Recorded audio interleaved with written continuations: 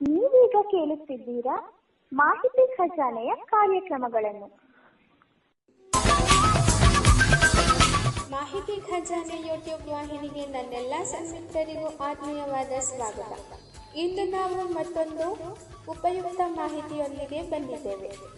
ಈ ವಿಡಿಯೋ ನಿಮಗೇನಾದರೂ ಇಷ್ಟವಾದಲ್ಲಿ ಲೈಕ್, ಶೇರ್, ಕಾಮೆಂಟ್ ಮಾಡಿ ಹಾಗೂ ಇನ್ನು ಹೆಚ್ಚು ಉಪಯುಕ್ತ ಮಾಹಿತಿಯನ್ನು ನಮ್ಮ ಯೂಟ್ಯೂಬ್ ವಾಹಿನಿಯಿಂದ ಏನಾದರೂ ನಿರೀಕ್ಷಿಸುತ್ತಿದ್ದೀರಾ?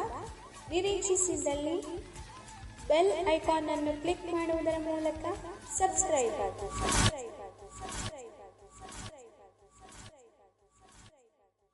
ನುಡಿ ಬೆಳಗು, ಅಲೆಗೆ ಸಿಲುಕಿದ ಹಡಗು. ಒಬ್ಬ ಸೂಫಿ ಸಂತ ದೊಡ್ಡ ಹಡಗಿನಲ್ಲಿ ಪಯಣಕ್ಕೆ ಹೊರಟಿದ್ದ. ಆತನ ಉಡುಪು, ನಗು, ಮೊಗ, ಮೌನದ ನಡೆ ಎಲ್ಲವೂ ವಿಶೇಷವಾಗಿದ್ದವು. ಹಡಗಿನೊಳಗಿದ್ದ ಜನ ಆಕರ್ಷಿತರಾಗಿ ಸಂತನಿಗೆ ಗೌರವ ಸೂಚಿಸಲು ಕಾಲಿಗೆ ಬಿದ್ದರು. ಆತ ದಯವಿಟ್ಟು ಇದೆಲ್ಲ ಮಾಡಬೇಡಿ ಎಂದರೂ ಅವರು ಕೇಳಲಿಲ್ಲ. ನಮಗೆ ಆಶೀರ್ವಾದ ಮಾಡಿ, ಏನಾದರೂ ಉಪದೇಶ ಹೇಳಿ ಎಂದು ದುಂಬಾಲು ಬಿದ್ದರು. ಆತ ಎಲ್ಲರಿಗೂ ಸಾವು ನಿಶ್ಚಿತ, ಅದರ ಆಗಮನ ಅನಿಶ್ಚಿತ, ಅದರ ಸಾಮೀಪ್ಯ ಖಚಿತ ಎಂಬ ಒಂದು ವಾಕ್ಯವನ್ನು ನುಡಿದು ಧ್ಯಾನಕ್ಕೆ ಕುಳಿತನು.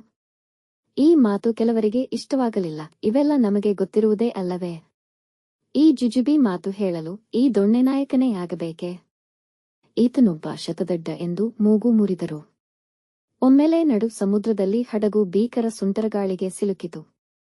ಗಾಳಿಯ ಆರ್ಭಟಕ್ಕೆ ಅಲೆಗಳು ಎಲ್ಲೆ ಮೀರಿ ಕುಣಿಯತೊಡಗಿದವು. ಸಾಗರದಲ್ಲಿ ಪ್ರಬಲ ಚಂಡಮಾರುತ ಎದ್ದಿರುವುದು ನಿಶ್ಚಿತವಾಗಿತ್ತು.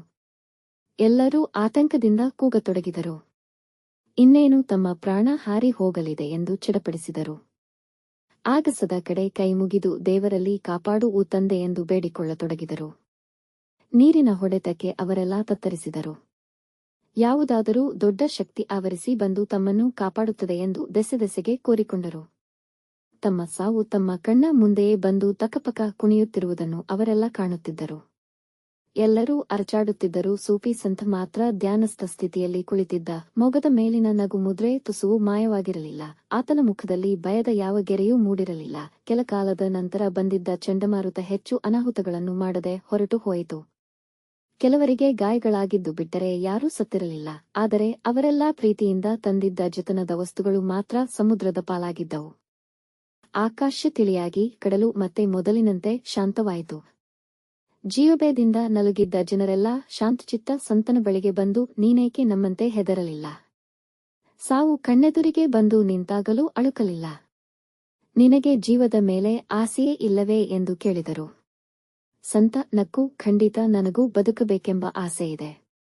ಆದರೆ ಸಾವು ನಿಶ್ಚಿತ ಎಂದು ಗೊತ್ತಾದ ಮೇಲೆ ಅದಕ್ಕೆ ಹೆದರುವುದನ್ನು ಬಿಟ್ಟಿದ್ದೇನೆ. ಸಾವಿನ ಆಗಮನ ಅನಿಶ್ಚಿತವಾದ ಕಾರಣ ಹೆಚ್ಚು ತಲೆಕೆಡಿಸಿಕೊಂಡಿಲ್ಲ. ನಮ್ಮೆಲ್ಲರ ಮರಣಗಳು ಎಷ್ಟು ಹತ್ತಿರ ಬಂದು ನಿಂತು ನಮ್ಮನ್ನು ನೋಡಿ ಹೋದವು ಎಂಬುದನ್ನು ನೀವೆಲ್ಲ ಕಂಡಿರಿ. ಸಾವು ಸದಾ ನಮ್ಮ ಸಮೀಪವೇ ಇರುತ್ತದೆ. ಇವತ್ತು ಚಂಡಮಾರುತವಾಗಿ ಬಂದಿತ್ತು ಅಷ್ಟೇ.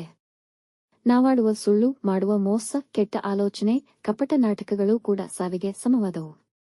ಇವು ದಿನ ಸುಳಿದು ಹೋದರೂ ನಾವು ಅಂಜುವುದಿಲ್ಲ. ಇವತ್ತು ಸಾಗರದ ಅಲೆಗಳು ನನ್ನ ಉಳಿಸಿ ಹೊಸ ಜನ್ಮ ಕೊಟ್ಟಿವೆ. ಹೊಸ ಮನುಷ್ಯನಾಗು ಎಂದು ನನಗೆ ಬುದ್ಧಿ ಹೇಳಿ ಹೋದವು ಎಂದು ತಣ್ಣಗೆ ಉತ್ತರಿಸಿದನು.